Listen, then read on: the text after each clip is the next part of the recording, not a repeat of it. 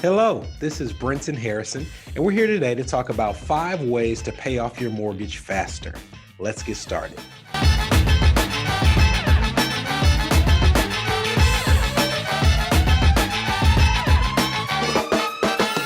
If you know me, you know that I really hate all or nothing financial advice. Nobody's financial life lives in a vacuum. So when someone tells you that you should always do something in one area or never do something in another area of your financial life, it doesn't give much room for context.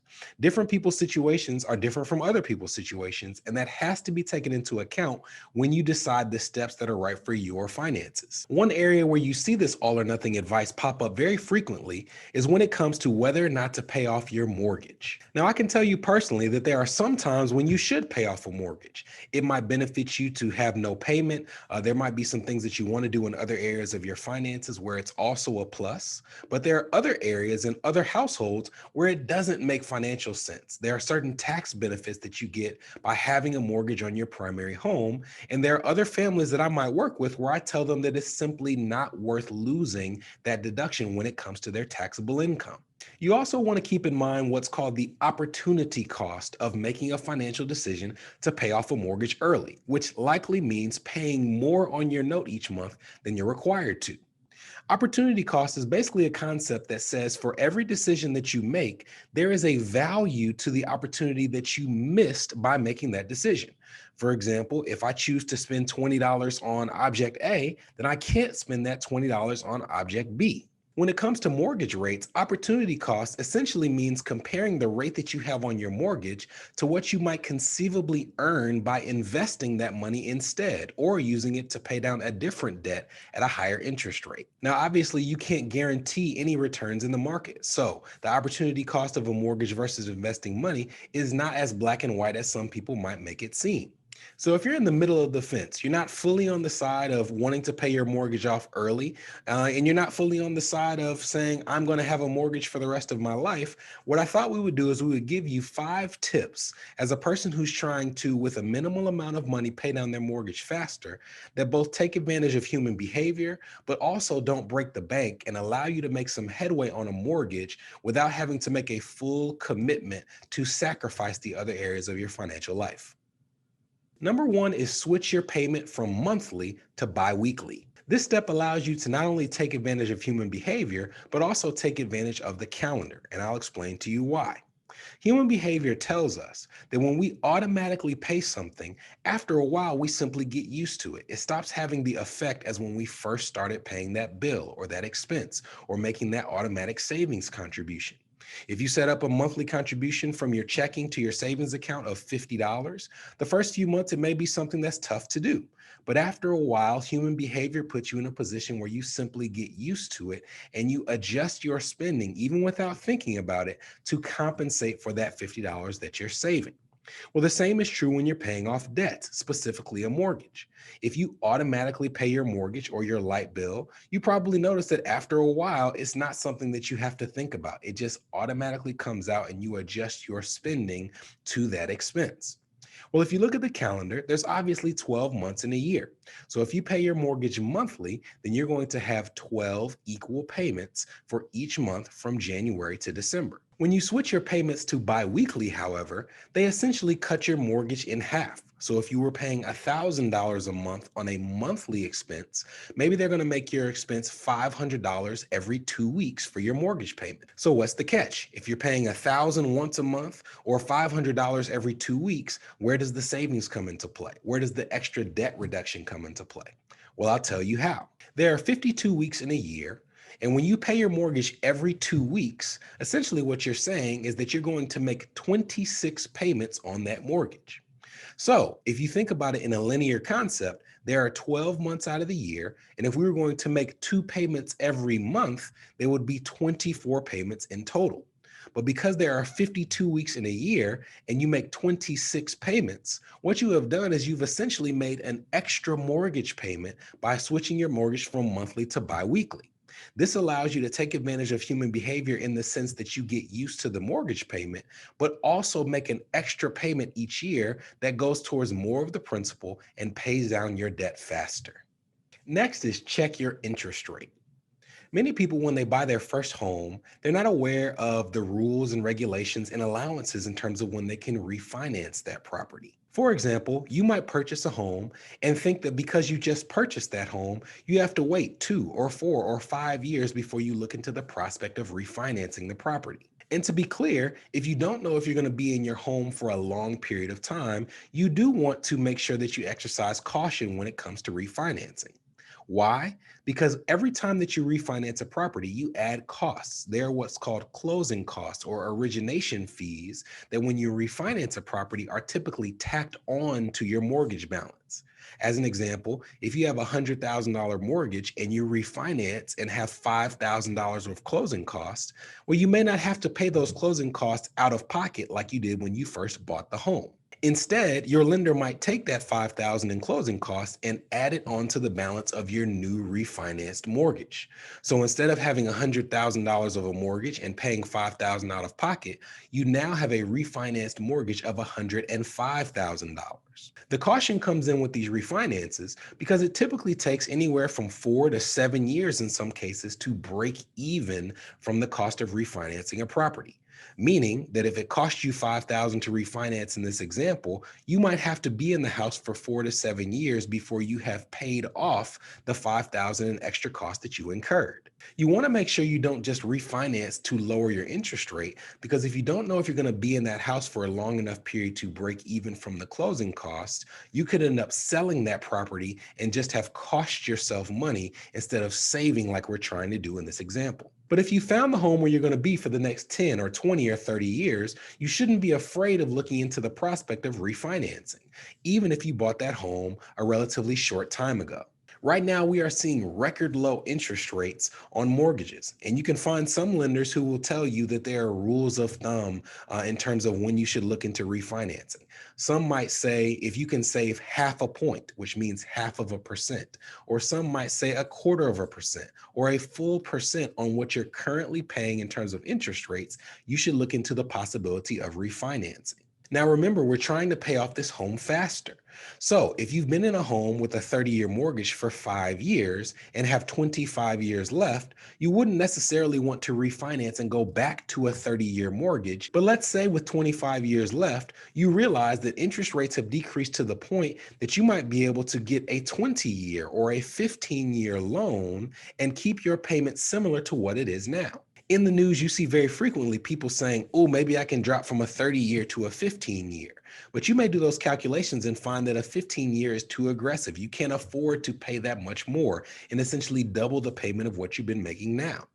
But many people don't realize that there are terms like 20-year loans that might be a little smaller bite of the apple and one that you can actually chew off to make sure that you're shortening that repayment period, lowering your interest so more money goes to the principal without having to break the bank financially. Next, we have attack your escrow. And it's important to note with this tip that it only works if you keep a commitment to make the same payment after you've gotten savings that you're currently making on your mortgage now. Many people choose to escrow their mortgage payments, which means that they lump all of the costs that are associated with that house into one payment. So instead of just paying the principal and interest that's due on a loan in a given month, you would also pay, for example, your property taxes and homeowner's insurance for that property all roped together into one lump sum payment. So while we've talked about opportunities to decrease the interest that's being paid on your mortgage or attack the principal more aggressively, you want to make sure you realize that escrow represents an opportunity for savings as well. As an example, you might choose to shop your homeowner's insurance ever so frequently to make sure that you're getting the best bang for your buck. You might find an introductory savings with another carrier or one that offers you the same level of coverage you have now at a lower rate. You can even reduce your homeowner's insurance by things like increasing your deductible. So if you have a significant amount of money saved, you might have a deductible on your homeowner's insurance that's $500 or $1,000. But if you can afford to pay more in the event of a loss at your home that would lead to you filing a claim, then you can increase your deductible and thus lower your premium because the insurance company knows that you're on the hook for a larger amount should that happen. And with a higher deductible comes a lower premium. The second element of escrow, property taxes, is also potentially negotiable. The property taxes that you pay are based on the assessed value your county has assigned to your home. If you feel their valuation is too high, you can actually request a new assessment. If your appeal works, then the value of that property will be reduced. The tax rate will stay the same, but you'll end up paying less property taxes. So if you can use those savings in property taxes and continue to make the same payment, you can direct those savings to the principal to pay down your mortgage faster. Another way to reduce your mortgage payment and pay off your mortgage faster is to banish primary mortgage insurance from your payment. PMI can be the fourth component to a mortgage payment for many borrowers, and many people choose to escrow their primary mortgage insurance payment as well. If you're unaware, PMI is insurance that lenders take out to make sure that they're covered in the event that you default on your loan. But the crazy thing about it is, even though they're protecting themselves, you have to pay for that insurance. Banks are not in the business of taking bad risks. If you're buying a home, they want you to bring a certain percentage of that home's value to the table as equity or a down payment. This equity is the amount of ownership you have in the property when you first purchase it.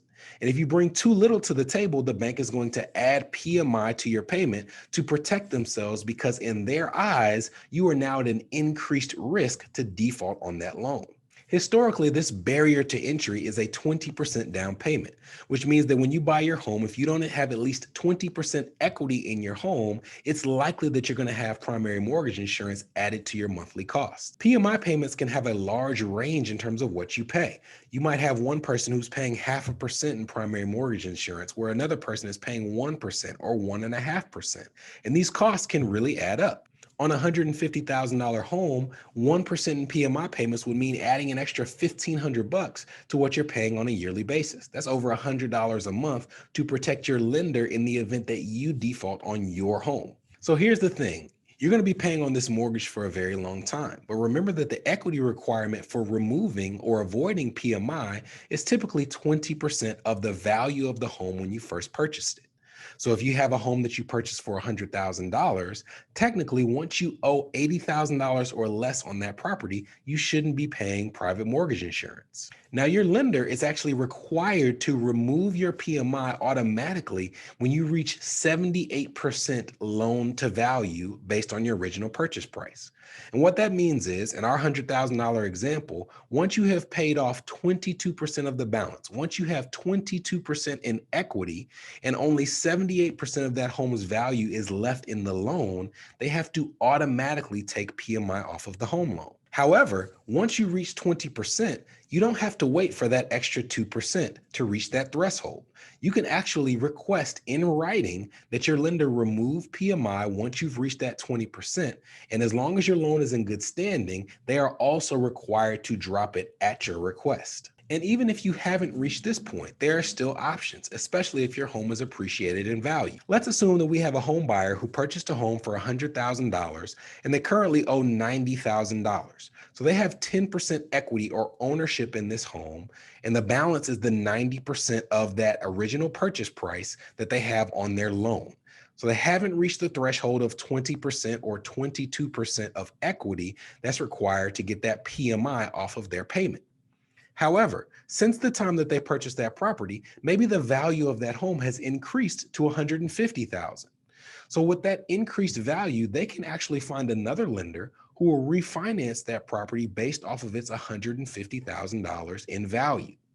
And when you have $150,000 in value, all you would need to have in terms of that amount or less on your mortgage is 80% of the higher number, the $150,000 new value.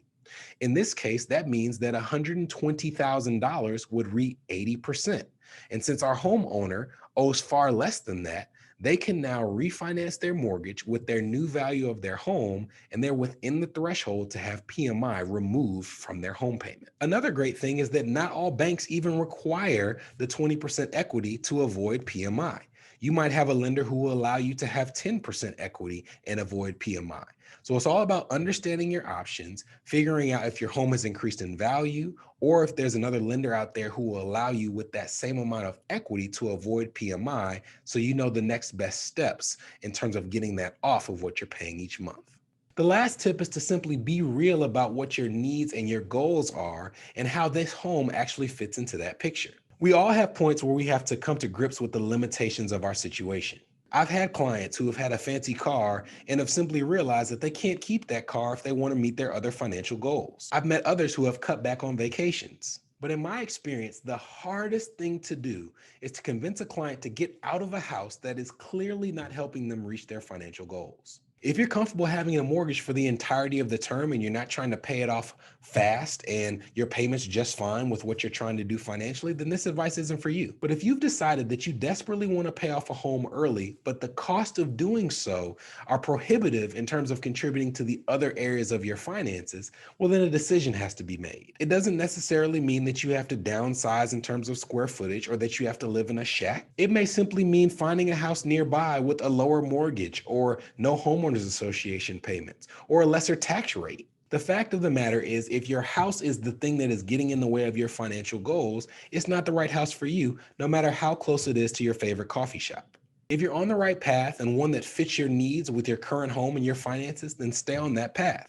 But if you're not, I can assure you that the savings on a new home would probably pay for a pretty nice coffee maker. My name is Brenton Harrison. I hope these tips on how to pay off your mortgage faster were helpful in a way that doesn't make you feel overwhelmed financially. If you haven't already, I invite you to subscribe to our channel and to the notifications so that you know when new content is posted.